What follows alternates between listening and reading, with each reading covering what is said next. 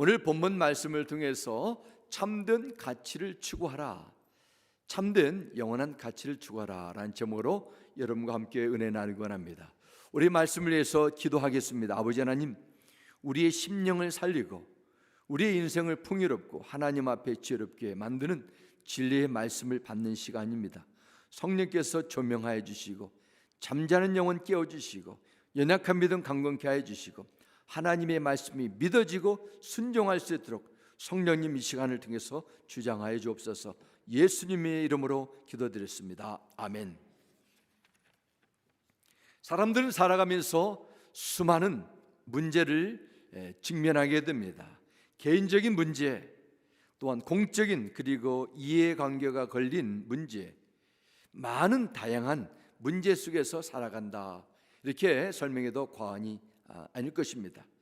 내가 이것을 얼마만큼 액수를 지불하고 구입할 것인가, 아니면 렌트를 할 것인가, 새 차를 살 것인가, 아니면 고쳐서 중고차를 계속 가지고 있을 것인가, 또 내가 교육을 위해서 재산을 팔고 또 세이빙을 정리해 가지고 미래를 위해서 또 자격증을 얻거나 학교에 다닐 것인가, 아니면은 보다 더 넓은 세계를 보고 배우기 위해서 내가 정말 하고 싶은 것을 꿈을 이루기 위해서 직장을 그만두고 배낭여행을 1년 이내는 할 것인가, 젊은이들이든지 어르신들이든지 연령에 상관없이 많은 문제를 가지고 중요한 선택을 하게 됩니다. 그 선택 속에서 결정을 내리는 그 가치가 있다는 것입니다. 사람마다 다 다르게 나타날 것입니다. 학생들을 예로 하면 내가 정말로 잘하고 좋아하는 그 전공을 할 것인가, 아니면은 재미는 없어도 그래도 보다 안정되기 때문에 미래에 내가 잡을 쉽게 얻을 수 있기 때문에 나는 그 방향으로 내가 공부를 하게 될 것인가, 그런 다양한 선택을 놓고 가치로 측정하게 됩니다. 신앙생활에 있어서도 올바른 가치의 기준을 정하는 것, 그 어느 것보다도 중요합니다. 그러면 사람이 어떻게 가치를 가지고 있을지 없을지 알 수 있습니까? 내 자신도 잘 모르는데 내가 중요하게 여겼다는 것이 10년이 지나면 그것이 무용지물이 될 수 있는데 어떻게 인간의 지식과 능력으로 가치를 측정할 수 있습니까? 발견할 수 있을까요? 어떤 이들은 나에게 손해를 줄 것인지 아니면 유익을 줄 것인지 나 이성적 경험적 판단을 가지고 가치를 경험하기도 합니다. 하지만 신앙생활에 있어서 가치의 기준은 그렇게 정하는 것이 아닙니다. 성경에 기록된 진리의 말씀들은 하나님의 말씀에 근거해야 돼요. 만물의 영장이로 부르는 인간은 스스로의 힘으로 하나님을 알 수 없습니다. 하나님은 영이시기 때문에 볼 수 없습니다. 어떤 분이 이런 얘기를 했어요. 인간이 위대한 것은 세상에 있는 수많은 동물 가운데 얼굴을 들고 별을 볼 수 있기 때문에 인간이 위대하다. 어떻게 별을 본다고 인간이 다른 동물과 비교할 수 있겠습니까? 그것은 아니지요. 인간만이 하나님을 사모하고 하나님의 은혜를 온전히 누릴 수 있는 그 영적인 존재로 짐을 받았다는 것입니다. 사람이 그러면 어떻게 하나님을 알 수 있습니까? 하나님의 영이신데요, 오직 진리의 말씀을 통해서입니다. 우리는 말씀을 통해서 하나님의 살아계심, 그분의 행하신 일, 특별히 죄와 죽음의 저주 가운데 빠진 인간 세상에게 베푸시는 생명의 구원이 어떻게 임하는가를 알게 됩니다. 하나님께서 베푸시는 구원의 선물을 은혜, 그레이스라고 말하기도 합니다. 은혜는 하나님께서 사람에게 베푸시지만은 그 은혜를 어떻게 받아들이냐에 따라서 신앙생활에 엄청난 차이가 나타납니다. 생각해 보시기 바랍니다. 한 하나님 같은 말씀, 같은 교회생활, 같은 성경 말씀을 통해 배우고 신앙생활을 해도 나타나는 결과는 천차만별입니다. 같은 예수님을 믿어도 한 사람은 예수님을 아직 모르고 어떤 사람에게는 예수님을 더 자랑하게 되고 어떤 사람은 그 주신 말씀대로 살아갑니다. 어떤 사람은 내가 할 것만 해놓고 그 이상은 하려 들지 않습니다. 어떤 분들은 아무리 힘들고 손해보는 것이 뻔한데도 드리고 드려도 마음에 감사와 기뻐한다고 말합니다. 사람마다 은사가 달라서 그런 것이 아닙니다. 그 일을 할 수 있는 생활이나 환경 조건이 갖춰져서도 아닙니다.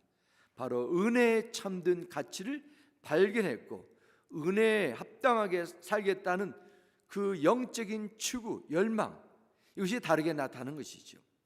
오늘 본문은 여러분이 잘 알고 있는 죽었다 3일 만에 살아난 나사로의 집에서 일어난 사건을 배경하고 있습니다. 그 사건에 나오는 마리아, 나사로의 누이 마리아가 보여주는 신앙을 통해서 우리가 남은 인생 속에서 어떻게 은혜에 합당해 사는 원리를 배우고 여러분에게도 하나님께서 주님이 인정하시는 참된 가치 있는 신앙생활의 열매가 나타나게 되시길 주님의 이름으로 축원합니다. 먼저 우리가 이 본문을 통해서 알 수 있는 것은 영혼의 구원의 진정한 가치를 두어야 된다는 것입니다. 인간 관계에서 자신이 예측하지 못했거나 이해할 수 없는 무시, 좌절, 배신, 이 여러 종류의 마음의 상처와 고통을 받습니다. 그러나 심리학자들에 의하면 인간이 가지고 있는 가장 고통스러운 트라우마, 스트레스 가운데 하나는 바로 사랑하는 사람이 갑작스럽게 죽음을 경험할 때라는 것이죠. 얼마 전까지 이 집은 사랑하는 오라비 나사로의 죽음으로 너무도 슬픔과 고통 가운데 있었습니다. 하지만 예수님께서 죽은 지 사흘째 된 이 나사로를 살려내시고 나사로의 그 집은 슬픔과 절망, 어둠은 사라지고 기쁨과 즐거움으로 변하게 됐습니다. 새 생명을 얻은 나사로의 그 여동생 마리아, 베세다에 오신 예수님을 환영하고 그 집에서 잔치를 벌이게 된 것입니다. 그 기쁨을 우리가 어떻게 이해하고 그 깊이를 어떻게 알 수 있겠습니까? 정말 그 놀란 그 은혜 가운데 무엇보다도 죽은 나사로를 살리신 예수님이 오셨기 때문에 그 가정뿐만 아니라 주변의 많은 사람들이 예수님을 보기 위해서 찾아왔습니다.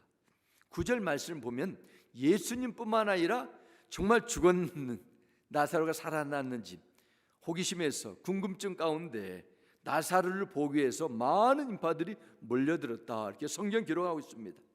죽었다 다시 살아나 무덤에 걸어 나온 나사로가 은혜로운 간증을 하게 되면서 주변 사람들에게 큰 힘과 소망을 주었을 것입니다.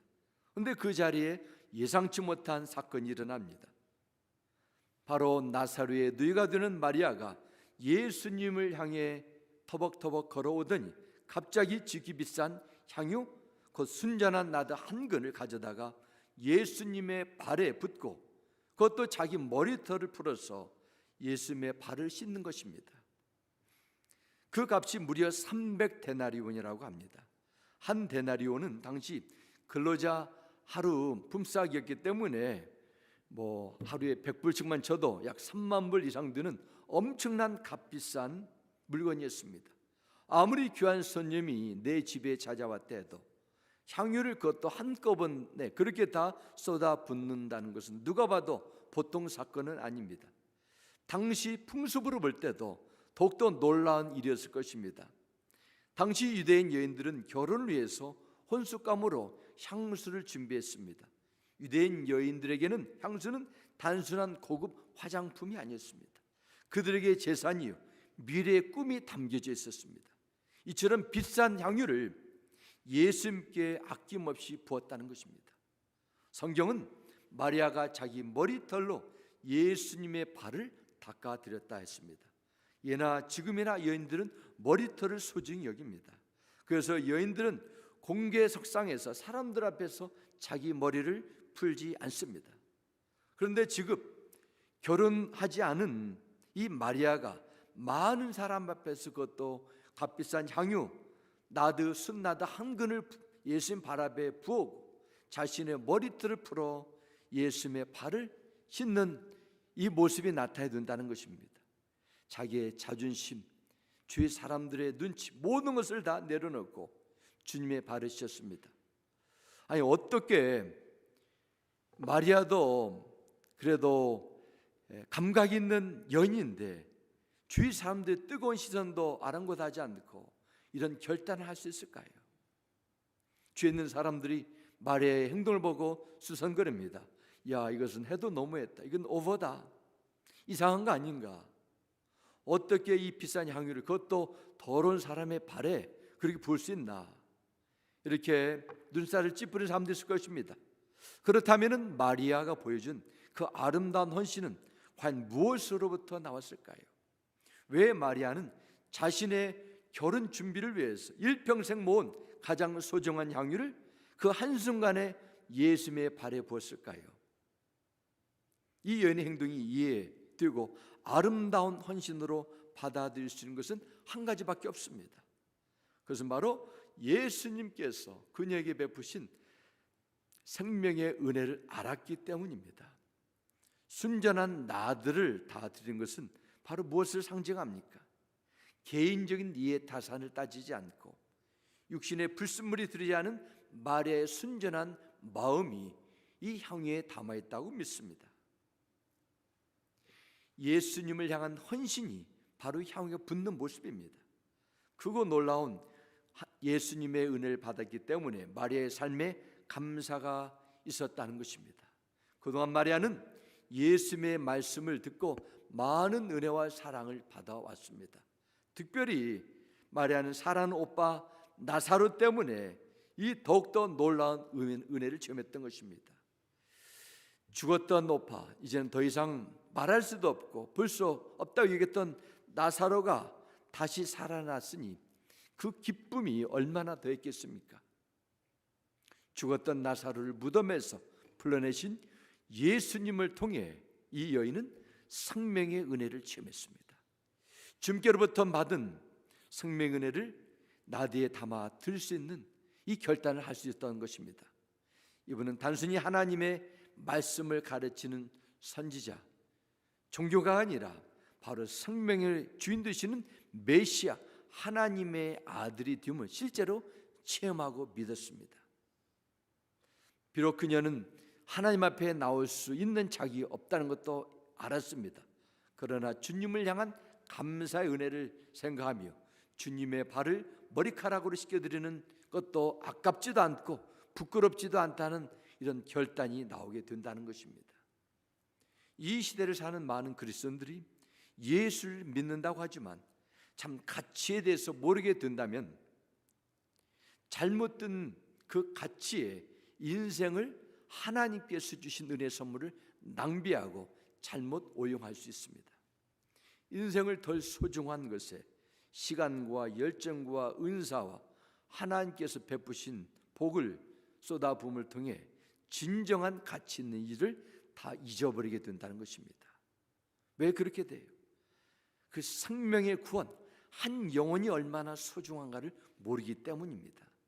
죽어가는 사람, 한 영혼 한 영혼이 진정한 구원을 누릴 수 있는 길은 오직 예수 그리스도를 통해서 믿고 그분을 통해서만 영원한 생명의 복이 임한다는 것을 제대로 믿지 않기 때문입니다. 머리로는 믿어도 가슴으로 내리지 않기 때문입니다. 만일 교회가 예수 그리스도 안에서 진정한 영혼의 구원에 대한 가치를 잃어버리게 된다면 교회 생활은 그냥 유람선이 되는 것입니다. 그냥 서로 나하고 서로 필이 맞는 사람들끼리 즐기고 나누고 교제하는 여기에 시간을 드는 것이죠. 그러나 영혼 구원에 대한 진정한 가치를 아는 성도는 거기에 시간과 에너지를 쓰는 것을 결코 두려워하지 않습니다. 주님의 은혜를 모르게 되면 온전한 헌신이 나올 수가 없어요. 하나님께서 나에게 베푸신 영혼 구원이 얼마나 소중하다는 것을 아는 자만이 내가 가진 순전한 나들을 주께 드릴 수 있는 것입니다. 1871년 영국의 탐험가 스탠리가 아프리카 대륙에서 30년 동안 자기의 젊음을 다 복음을 전하는 선교사역으로 다한 리빙스턴에게 찾아가서 이렇게 말을 했다고 합니다. 리빙스턴 선교사님, 이제 그만 헌신의 삶을 끝내고 고국으로 돌아오십시오. 이때 리빙스턴 선교사님은 그 스탠리의 제안을 조용히 거절하면서 이렇게 대답을 했다고 합니다. 아프리카 선교는 헌신이 아닙니다. 하나님께서 주신 은혜에 대한 보답은 보잘것없는 보답이 됩니다. 차라리 이것은 나에게 특권이고 영광스러운 내일을 기대하는 소망입니다. 현재 제가 겪는 고난 장차 나타날 영광과 비교할 때 아무것도 아닙니다. 이런 대답을 남겼다고 합니다. 정말 영원 구원이라는 하나님의 은혜가 언제 우리에게 이처럼 깨달아질 수 있을까요? 성경은 우리의 지성으로, 우리의 통찰력이 아니라 먼저 내 죄악과 하나님 앞에 용서함 받은 것이 믿어질 때라고 말씀합니다. 어떻게 죄 용서함이 믿어집니까? 하나님 앞에 정죄한 내놓고 회개할 때죠. 내가 하나님께 저지른 죄가, 내가 하나님 앞에 보여진 영적인 실체가 무엇인가를 보고 회개할 때 성령께서 깨닫게 해주시는 것입니다. 지금까지 살아계신 하나님께 계신데도 그분을 내가 얼마나 쉽게 무시하며 내 욕심, 내 즐거움, 내 자존심만을 챙길 대로 다 챙기며 살아왔는가를 겸손하게 인정하는 것입니다. 나 같은 주인 살리신 주의 놀라와. 이 찬송가를 지은 존 뉴턴, 이분이 언제 주님의 은혜를 깨달았습니까? 물론 그가 아프리카에서 영국으로 가는 그 노예선에서 풍랑을 만날 때 했다고 합니다. 그러나 풍랑 그 자체가 깨달은 것이 아니죠. 죽음 앞에 누워있는 순간 자신이 하나님 앞에 죄인이라는 것을 깨닫고 회개했을 때입니다. 이것이 하나님 앞에 정직하게 회개하는 자에게 주신 영적인 축복입니다. 진정한 회개가 내 신앙생활 속에서 체험되지 않으면 신앙생활의 터닝포인트는 절대로 일어나지 않습니다. 그러면 은혜도 깨닫지 못하게 되는 것입니다. 내가 주님을 위해 뭔가 해준다는 잘못된 생각에 교회 생활할 수 있어요. 내가 주고 베푼 것에 집중하면 교회를 빚쟁이처럼 여깁니다. 계산적이 돼요. 이런 생각을 가지게 되면 열심은 낼 수 있어도 감사와 기쁨이 없어요. 주님을 위해서 내가 이만큼 이것저것 했는데 그에 상당한 것이 돌아오지 않는다고 얘기니까 조그만 일 해도 섭섭한 마음이 생기는 것입니다. 내가 드리고 섬겨 봉사하면 할수록 손해본다는 피의식이 생길 수 있어요. 이걸 사단이 가만두지 않습니다. 구원의 은혜를 잘못 알게 되게 생기는 문제가 여기 있습니다. 출애굽기와 민수기에 보면은 애굽에서 홍해를 건너 약속의 땅으로 가는 이스라엘 백성들의 그 삶이 자세히 설명되어 있습니다. 참 하나님의 구원의 역사를 체험한 그리스도인들라면은 어떻게 구원 이후의 삶이 경영되어야 되는가에 대해 자세히 알려주고 있는 그 책들입니다. 하나님은 사랑과 자비가 많으신 분으로 알고 있는데 왜 하나님은 이스라엘 백성들의 그 부정적이고 원망하는 죄를 그냥 듣고 흘려버리지 왜 그렇게 심각하게 다루고 있습니까? 하나님께서 그들 다 지켜보시는데 광야 생활이 환경이 어렵고 무덥고 춥고 생활이 짜증나는 것을 제대로 모르셔서 그러실까요? 아닙니다. 하나님께서 그들에게 베푸신 구원의 은혜를 전혀 인정하지 않고 무시하는 그런 모습이 그들의 말과 행동을 통해서 나타났기 때문입니다. 주님의 은혜를 제대로 알게 된다면 어떠한 일에도 하나님의 구원과 베푸신 은혜에 대해 감사할 수 있는 조건이 있습니다. 내 스스로 결코 넘어설 수 없는 죽음, 하나님의 영원한 심판, 죄 가운데 있는 내 영적인 상태, 인생의 가장 큰 슬픔을 가장 큰 기쁨으로 예수님께서 내 인생의 운명을 바꿔주셨다고 해서 믿는다면 여러분의 인생관, 여러분이 가지고 있는 가치는 달라질 수밖에 없습니다. 여러분의 삶의 현장에 아픔이 있고 슬픔이 있을 때 어떠한 손해나 어려운 일을 만날 때도 예수님께서 나의 생명을 위해서 십자가에서 대신 죄값을 지불해 주셨다는 것을 믿게 된다면 우리는 그 안에서 소망을 갖고 위로를 받을 수 있습니다. 사랑하는 성도 여러분, 여러분에게 주어진 어떤 현실 속에서도 예수 그리스도 안에서 어떤 것도 끊을 수 없는 하나님의 사랑을 발견하시고 그 구원에 대한 기쁨과 은혜가 충만하게 되시길 주님의 이름으로 간절히 축원합니다. 두 번째, 영원한 하나님의 구원에 대한 가치. 두 번째는 성령님이 주시는 마음의 감동에 반응해야 됩니다. 오늘 3절 하반절 다시 보겠습니다. 마리아는 지극히 비싼 향유 곧 순전한 나드 한 근을 가져다가 예수의 발에 붓고 자기 머리털로 그의 발을 닦으니 향유 냄새가 집에 가득하더라. 이렇게 성경 기록합니다. 마리아가 잔치 분위기로 한참 분위기가 너무 좋아졌을 때 결혼을 위해서 평생 준비한 값비싼 향유를 예수님의 발 위에 붓고자 하는 감동이 왔습니다. 정말 너무도 어려운 결단이었다고 여겨집니다. 그럼에도 가슴에 벅차오르는 이 감동에 따라서 남들이 어떻게 바라보든지 무슨 생각하든지 주님을 위한 순전한 낫 한 근의 향유를 다 쏟아 부어준 그 이후에 마리아는 자신의 머리로 예수님의 발을 씻었습니다. 그 향유가 어떻게 됐어요? 집에 가득하더라.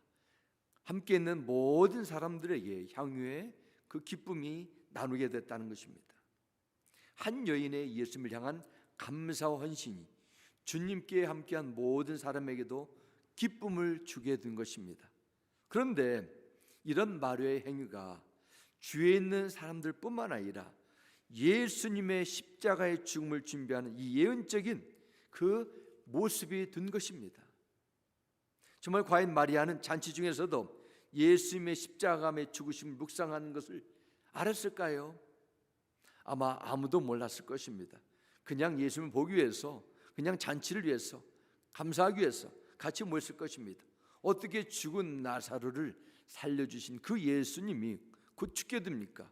어떻게 하나님의 아들이라면 그 어처구니없는 십자가의 죽음을 맞이할 수 있습니까? 그런데 중요한 것은 마리아가 들은 이 헌신이 예수님의 장례를 준비하는 이 놀라운 구원의 역사의 사건이 되었습니다. 6일 후에 예수님은 십자가의 죽음을 당하게 됩니다. 세상죄를 지고 가는 하나님의 어린 양으로 드려지게 됩니다. 그러면 예수님은 이 마리아의 행동을 어떻게 받아들였습니까? 7절 보겠습니다. 예수께서 이르시되 그를 가만두어 나의 장례할 날을 위하여 그것을 간직하게 하라 말씀합니다. 마리아 헌신, 세상적인 기준을 보면 너무도 비효율적이고 쓸모없는 것처럼 여기지만 주님은 나의 장례할 날을 위해 드린 하나님의 예물이라고 칭찬하십니다. 마리아의 향유를 발에 붓고 자기 머리털을 씻는 행위는 무엇보다도 예수님의 십자가의 길을 가고 있는 너무도 유럽고 고통스러운 주님의 마음을 위로하고 격려하는 귀한 섬김도 되었습니다. 마가복음 14장 8절 9절 이렇게 기록합니다. 이 여자는 자기가 할 수 있는 일을 하였다. 곧 내 몸의 향유를 보고 내 장례를 위하여 할 일을 미리 한 셈이다. 내가 진정으로 너에게 말한다. 온 세상 어디든지 복음이 전파되는 곳마다 이 여자가 한 일도 전해져서 사람들이 이 여자를 기억하게 될 것이다. 2000년이 지난 오늘도 우리는 마리아의 일을 기억하고 있습니다. 비록 나사렛의 죽음에서 살리신 은혜에 대해 감사로 시작되었지만은 예수님의 죽음과 부활을 준비하는 영원한 성도의 헌신이 마리아의 향유의 드림으로 나타나게 됐습니다. 과연 이 여인은 예수님 앞에 유월절에 죽는다는 사실을 몰랐음에도 그녀는 그냥 성령님의 인도하심 가운데 따라가게 된 것입니다. 그 결단을 통해서 하나님의 구원의 역사에 동참하게 된 그 놀라운 기회를 놓치지 않았다는 사실입니다. 하나님의 일은 믿음의 사람을 통해서 일하십니다. 그 일을 위해 성령께서 믿는 자들에게 마음에 감동을 주실 때가 있어요. 고린도전서 2장 10절은 기록합니다. 오직 하나님이 성령으로 이것을 우리에게 보이셨으니 성령은 모든 것 곧 하나님의 깊은 것까지도 통달하시느니라 말씀합니다. 하나님께서 원하시는 뜻을 누구를 통해서 보여주십니까? 성령을 통해서 우리에게 보여주신다고 말씀하셨습니다. 갈라디아서 5장 16절에도 내가 또 말합니다. 여러분은 성령께서 인도하여 주시는 대로 살아가십시오. 그러면 육체의 욕망을 채우려 하지 않을 것입니다. 말씀합니다. 하나님의 뜻대로 살도록 한 일은 성령님의 사역입니다. 그렇다고 이 일이 나는 가만히 있으면은 하나님이 다 알아서 해주신다 이런 의미가 아닙니다. 성령님은 우리 사람처럼 지정을 가진 인격체입니다. 나를 변화시키겠다는 의지를 가지고 내 마음과 손과 감동을 주시면서 말씀하십니다. 그러나 강제적으로 비인격적으로 우리를 끌고 가지는 않습니다. 여러분의 자유의지를 존중하시는 분이기 때문입니다. 우리 안에는 하나님께서 주시는 그 소원이 있습니다. 그러나 내 육심, 내가 가지고 있는 육체의 욕망이 있는데 서로 계속 치열하게 싸우는 전쟁터입니다. 내 안에 성령님이 주시는 소원과 감동이 있을 때 우리는 어디에 따라가야 됩니까? 성령님이 인도하시면 따라가라는 말씀입니다. 우리는 순종할 때가 있어요. 지나가면 그만입니다.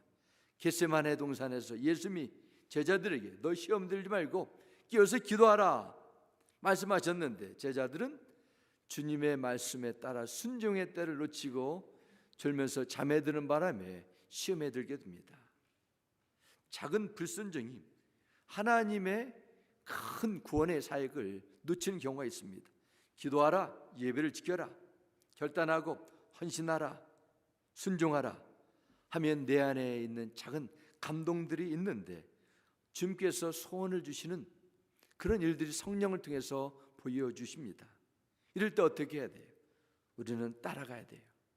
빌립보서 2장 13절 14절에도 말씀합니다. 하나님은 여러분 안에서 활동하셔서 여러분을 하여금 하나님을 기쁘시게 해드릴 것을 염원하게 하시고 실천하게 하시는 분입니다 말씀합니다.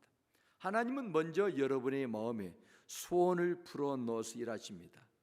이 모든 것이 감동될 때 따라하라는 거예요. 무슨 일인지 불평과 시비하지 말고 하십시오. 왜 나에게 부담스럽게 물질에 손해 있게 삶에 불편을 주게 이런 말 하지 말고 기쁨으로 따라하는 것입니다. 성령의 감동을 따라 순종하는 순종의 행위는 하나님과 다른 사람에게 향기가 됩니다.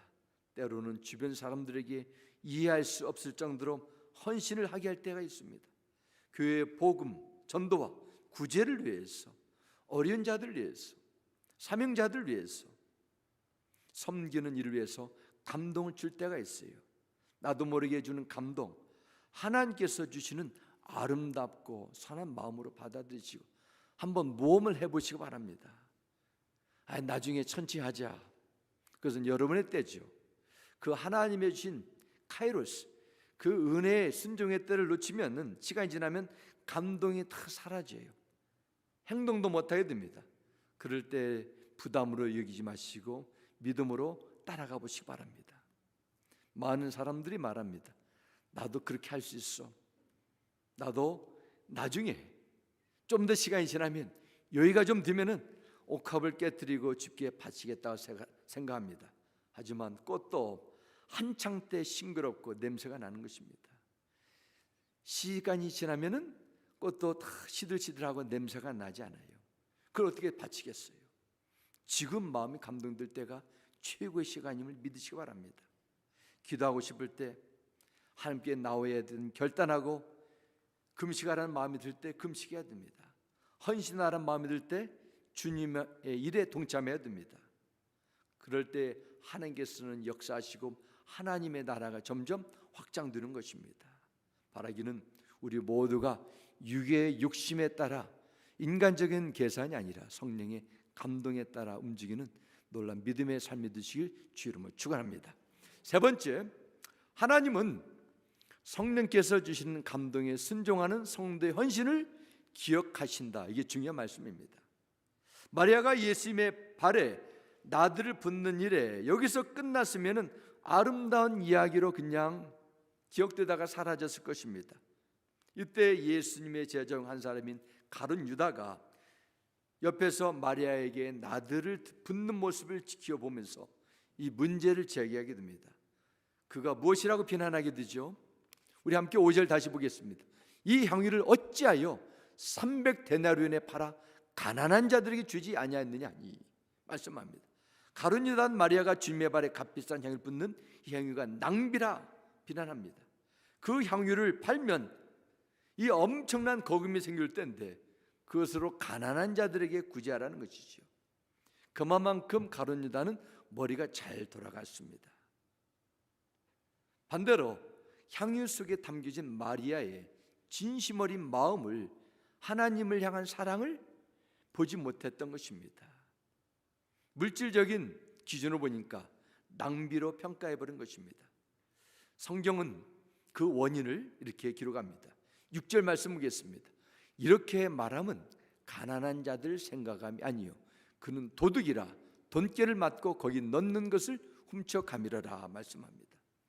본문을 보면 유다가 정말 가난한 사람에게 그런 연민의 마음을 가져서가 아니라 도둑이기 때문에 그 돈을 훔칠 욕심이 있었다는 것입니다. 실제로 유다는 예수님의 사회 가운데 재정을 관리하고 있었지만은 주님께 속하지 않았습니다. 같은 자리에 있지만은 가치가 달랐어요. 생각이 달랐습니다. 욕심에 따라가 살아갔습니다. 정말 예수님께서 계신 그 분위기는 잔치집이었지만은 주님의 마음은 곧 십자가에 달려 죽으심을 준비하는 마지막의 영적 싸움의 현장이었습니다. 얼마나 주님의 마음이 무거웠겠습니까? 그것도 모르고 가룟 유다는 그냥 돈만 생각하는 것입니다. 이 향유를 팔아가지고 가난한 자들에게 왜 주지 않냐? 말은 하지만은 마음은 또 다른 계획이 있었던 것입니다. 쏟아붓는 것 낭비라고 하는 것이죠. 장학금을 두고 여러 가지 하는 그런 일을 생각했습니다. 유다는 제자들 가운데 가장 똑똑하고 많이 배운 그 제자 중 한 사람으로 알려져 있습니다. 객관적으로 볼 때는 어쩌면 가룟 유다가 가장 설득력이 있을 것입니다. 누가 그의 제안을 잘못됐다고 말할 수 있겠습니까? 그래서 예수님은 8절 이렇게 말씀합니다. 가난한 자들은 항상 너희와 함께 있거니와 나는 항상 있지 아니하리라 하시니라 말씀합니다. 주님께서 가난한 자들의 친구가 되어주셨습니다. 가난한 자의 구제에 결코 무관심하지 않고 잘못됐다고 말씀하지 않았습니다. 그러나 가난한 자들은 이 세상 주님의 다시 오심의 때까지 항상 언제든지 어느 곳에 존재한다는 것입니다. 말의 행동, 가룟 유다가 내린 대답에서 발견하게 되는 것은 주님의 은혜를 누리는 사람과 누리지 못한 사람과의 차이점입니다. 유다는 예수님의 12 제자 중 하나가 되어 특별한 은혜를 받고 예수님과 함께 있었던 그런 제자였습니다. 많은 가르침도 기적들도 봤을 것이에요. 그러나 그것들이 자신에게 은혜가 되지 못했다는 것이 문제가 있었습니다. 정말 우리가 그렇습니다. 이 세상 속에서도 살아가면서 우리는 어쩌면은 가룟 유다와 같은 생각에 빠지기 쉬운 이 세상의 가치관, 문화 속에서 우리는 살고 있습니다. 이럴 때서 우리는 십자가에서 내 영혼이 구원받은 은혜를 정말 바로 알고 항상 되새기면서 은혜에 받는 것이 어느 때보다도 소중하다고 믿습니다. 그만큼 이 세상은 내 생각, 내 선택을 정당화하는데 너무도 보편적으로 됐기 때문입니다. 마리아처럼 묵묵히 옥합을 주님 앞에 깨뜨리기보다는 모든 것을 내가 살아온 가치관, 내 생각, 내 개인적인 좁은 경험으로 평가할 수 있습니다. 그래서 마리아의 같은 그 헌신들을 이상해 보고 충고하게 되는 것이지요. 그러면 예수님을 믿는다는 것은 세상의 모든 것을 다 내려놓고 그냥 다 옥합을 붓는 것처럼 살아야 된다는 것일까요? 마리아가 그 향유를 쏟는 것처럼 가족도, 경제적인 안정도, 인간관계도, 지금까지 쌓아놓은 모든 세이빙도 다 포기하고 살라는 것입니까? 이런 실적인 문제는 풀기 참 어려운 부분입니다. 삶의 방식의 문제는 여러분의 처한 환경이 다 다르기 때문에 한 가지로 이렇게 설명할 수 없는 부분입니다. 그러나 중요한 것은 우리의 마음의 중심이 먼저 주님 앞에 향하는 것입니다. 어떤 사람은 사업가가 될 수 있고 예술가가 될 수 있고 묵묵히 주어진 자리에서 조용히 섬기며 살아갈 수 있습니다. 마리아처럼 주위 사람들이 어리석다고 비운다 할지라도 자신의 미래를 생명의 주인 되신 예수님께 맡기며 주어진 자리에 충성된 것, 이것이 여기에 주는 귀한 영적인 메시지 믿습니다. 이것이 바로 하나님의 영광을 돌린 일입니다. 고린도후서 2장 16절 말씀에 우리는 구원을 얻은 사람들 가운데서나 멸망을 당하는 사람들 가운데서나 하나님께 바치는 그리스도의 향기입니다 말씀합니다. 그러나 멸망을 당하는 사람들에게는 죽음에 이르게 하는 죽음의 냄새가 되고, 구원을 얻는 사람들에게는 생명에 이르게 하는 생명의 향기가 됩니다. 이런 일을 누가 감당할 수 있겠습니까?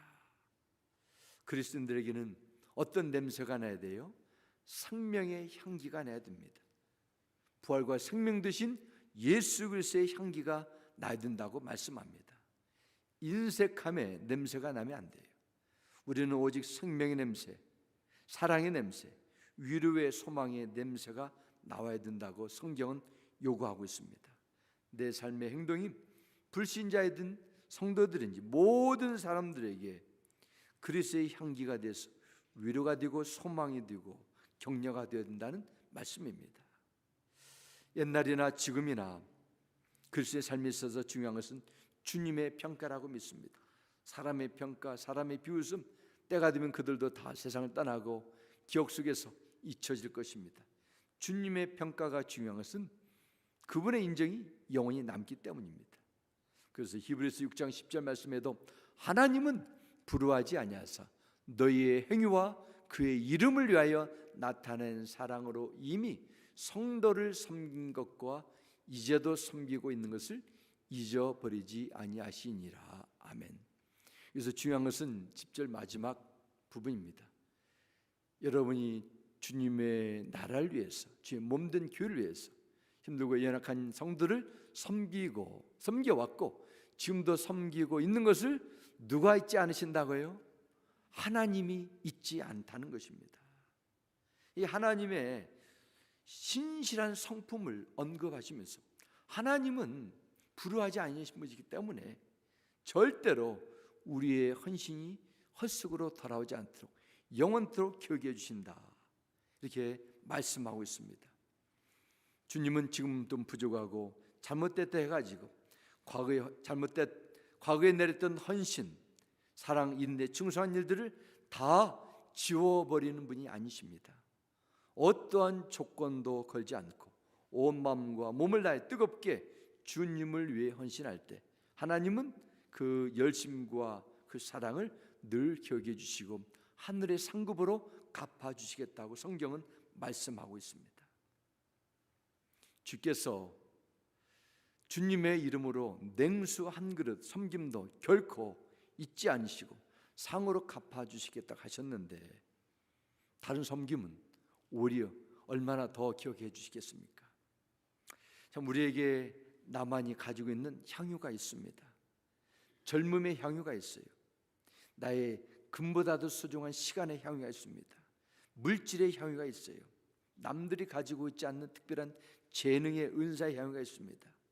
모든 사람에게는 언젠가 누구를 위해서 어느 특별한 일에 사용하기 위해서 나름대로 간직하고 모은 향유들이 다 있어요. 정말 중요한 것은 이 향유를 어떻게 누구를 위해 쓰냐는 것입니다. 우리의 향유를 주님에서 쓰질 때 바로 그것이 영원한 열매가 된다고 성경은 말씀하고 있습니다.